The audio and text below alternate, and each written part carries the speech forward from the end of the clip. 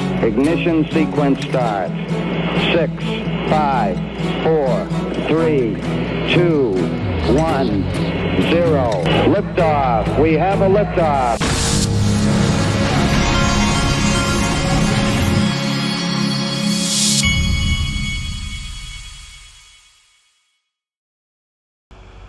Hey everybody, this is the Digital Asset Investor, and don't forget, if you want to join the group to get the full video plus extended video with no commercials, go to daixrp.com, or you can click join right here below any of my YouTube videos.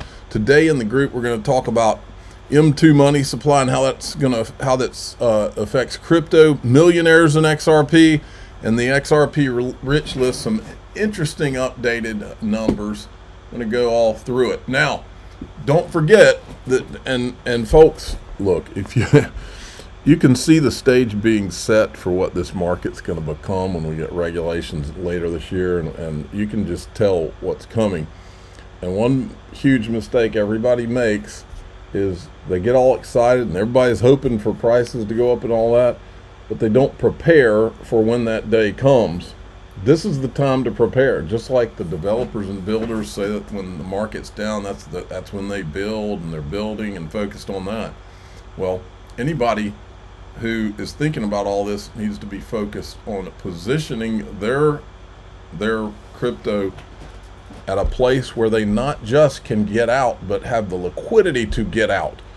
I just partnered with Caleb and Brown, and I want you to see this. Trading with Caleb and Brown is a lot simpler than using traditional exchanges because clients have access to a very user-friendly online portal where they can place trades, and they've also got our personalized human support. So if our clients are on the move and they don't have a lot of time to navigate the portal, all it takes is just a very quick email to me and I'll take care of the rest. See, here you get institutional grade custody and you get an actual person. And I mean, how many times have we seen these bull runs when the market when these exchanges just lock up? Coinbase has done it 1,000 times, it seems like. Well, Caleb and Brown's been around since 2016. So if you want to, go to my link here, and it's at the top of the description. And I created a domain name to forward to it just to make it easier for you to remember. That domain is xrpwealth589.com. You can go to that domain and it will forward you straight to this page so that you can open an account with these guys. And that's where I've positioned myself for my first major exit. I've got a broker, I got the whole thing, and I sleep great at night knowing that my crypto is with institutional custody. They use Fireblocks, which I confirmed. Okay, the market is kind of flat, boring. Let's move on. I am so glad we have these morons out of our government now. Janet Yellen is telling us, oh, that's just a pipe dream for us to have U.S. manufacturing in this country. Talk about a loser mentality. It's so refreshing that we have people actually fighting for this country so that we can have. Why should we not have a manufacturing base? They gave it away to China. Why? Perhaps it's to bring back American manufacturing, but I really think that's a pipe dream and not something that is likely to be accomplished. And we could even raise questions about whether or not, in a broad-based way, that's a desirable goal. I think her having a brain is a pipe dream. I mean, what a joke. Uh-oh. Something's coming. Brad Garlinghouse trending on X. Wouldn't that be interesting if something dropped? Very interesting. Don't forget, we still have out there, and today's the 14th, and I think there was a milestone in the Ripple case on the 16th. I wouldn't be a bit surprised if in the next 2 days they do their vote to finally get rid of the Ripple lawsuit. Here's the modern investor from RizXRP. A week ago, we heard from Larry Fink, the CEO of BlackRock, and news like this should tantalize everyone or make everyone really excited, but it's one of those things that people don't really understand completely. It makes sense, but they're like, oh, I don't know, it's supposed to be. the idea of tokenization, or like the digitalization of everything, is at like the forefront of kind of where all of this is going as well. And Ripple being a part of it, basically the idea, for those of you who missed some of the other videos, I know I keep saying that, is because there's a lot of videos, basically it comes down to everything that has value at some point will be put onto a blockchain and digitized in some sort of way, your home, your car, as like proof that not only do you actually own it, but also like the fractionalization of things. And Ripple is also in the middle of this. So this is where the expectations are coming from as time goes on as to what this coin is going to be able to do and the price that it's going to hit. There are still, and I admire your conviction, a lot of people who are talking about a $25, $50 XRP over the course of this cycle.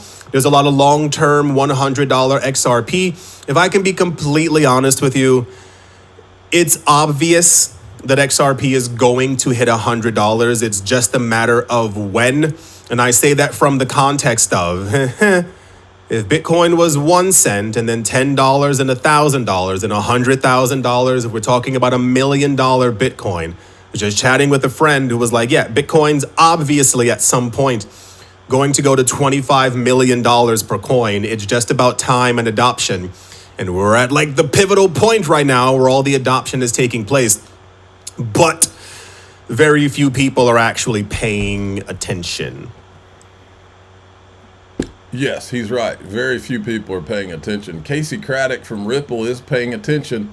Listen to this clip. This is from Paris Blockchain Week. Hi everyone, I'm Cassie Craddock, Managing Director for the UK and Europe at Ripple. I've been at Ripple for 8 years now, so it's been quite the journey from, convincing banks to partner on a network to send cross-border payments, right through to being able to provide banks and financial institutions end-to-end digital asset infrastructure through payments, through custody, through stablecoin, and through tokenization use cases that we're going to talk about today.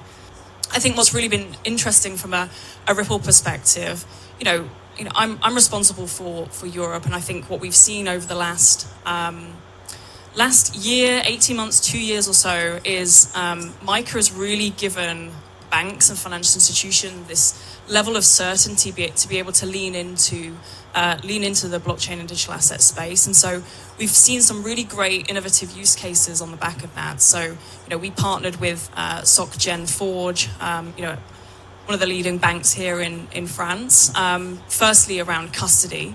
But now more broadly on issuing their Euro CV stablecoin on XRP Ledger. There are many other use cases that we're partnering, our customers are partnering with us on around money market funds and bringing those on chain.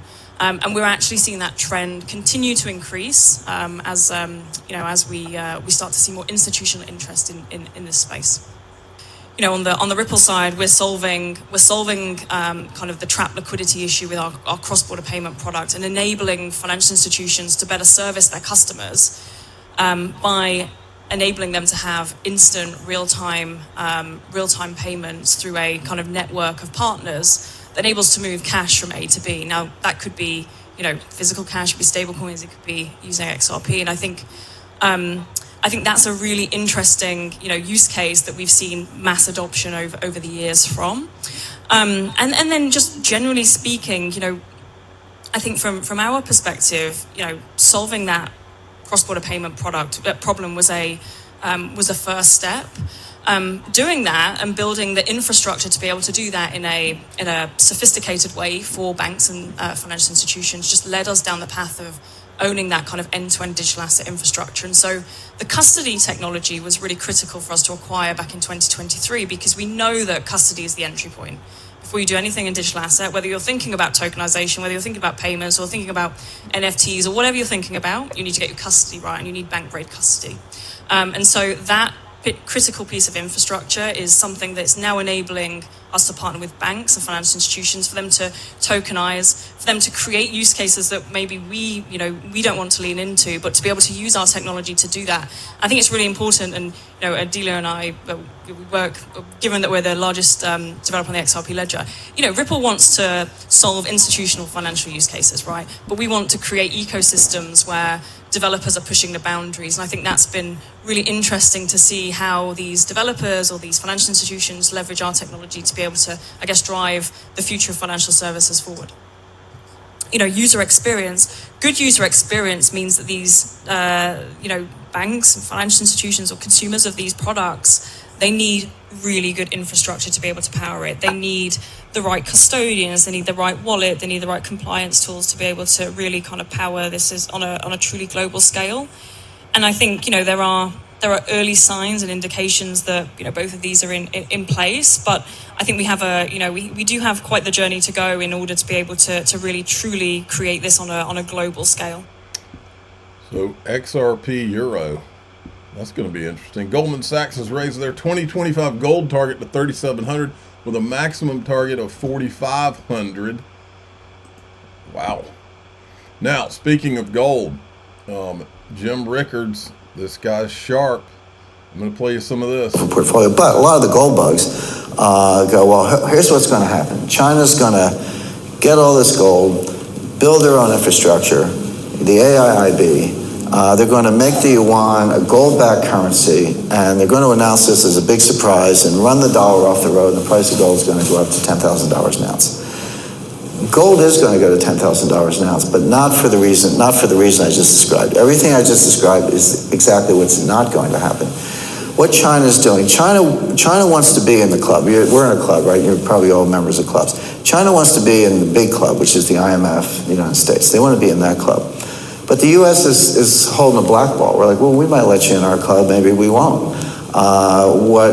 What kind of behavior can we expect from you? In other words, we're using that as a quid pro quo. So China is over here building their own club. A lot of clubs in the United States were started because some wealthy applicant couldn't get in the existing club. He said, heck with you, I'll build my own club, right? And that becomes exclusive. So China's doing both things at once. They want to get in the existing club, but just in case they can't, they're building their own club. So they're much more subtle, much more sophisticated. Now, what is the United States saying as the price of letting China in the club? And again, to the gentleman's question, putting the Chinese yuan in the SDR and giving China more votes at the IMF, which is what they want, that's what's in play. The Congress is holding up the legislation to give China more votes. And the White House says, those Tea Party guys in the House, you can't reason with them, they're standing in the way. Nonsense. You don't think if the White House wanted this, they could get it through? Barney Frank slipped. All right, now there's another couple of clips of him I wanted you to see too. How to kill a currency without anyone noticing, so the IMF can issue SDRs to emerging economies, allow supranational currencies. But if you can inflate the currency, then it is. In other words, the United States owes $17 trillion. How do you turn $17 trillion into $8 trillion? Cut the value of the dollar in half. So it's still nominally, it's still $17 trillion, but it's only cost you $8 trillion. I'm sure you know the oldest joke in banking is, if I owe you $1 million, I have a problem, but if I owe you $1 billion, you have a problem because you got to collect. I can just walk away. I can say sleep in the next day. But we owe China $4 trillion. That means they have a problem. Because we could just say, hey, China, here's your $4 trillion, good luck buying a loaf of bread because we just printed it. And that's an extreme version of kind of where...